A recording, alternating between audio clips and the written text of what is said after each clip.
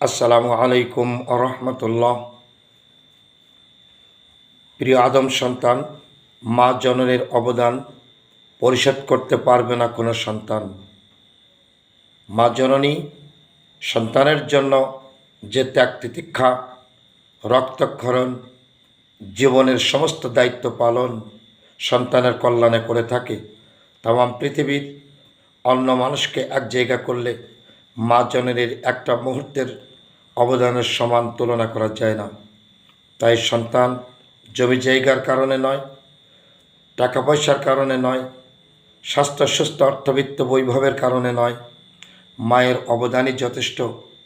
এজন্যই সারা জীবন মায়ের বিহনে, মায়ের পায়ের তলে, মায়ের চোখের সামনে সব সময়ের জন্য সুদৃষ্টি, রহমতের দৃষ্টি, মায়া মমতার দৃষ্টি দিয়ে মা জননীর চেহারা দেখে জান্নাত নির্ধারণ করতে হবে।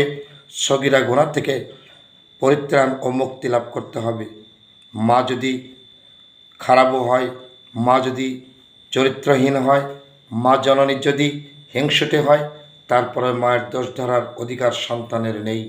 ধরতে পারে পিতা, ধরতে পারে ভাই, ধরতে পারে অন্য কেউ, সন্তান সারা জীবন মায়ের অধীনেই থাকতে হবে। তাই মায়ের অবদান পরিশোধ করার ক্ষমতা নাই কোনো সন্তান।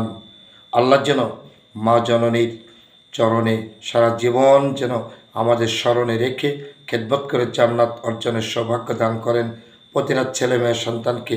আমিন। আমা তাওফিক ইল্লা বিল্লাহ। আসসালামু আলাইকুম আ রহমতুল্লাহ।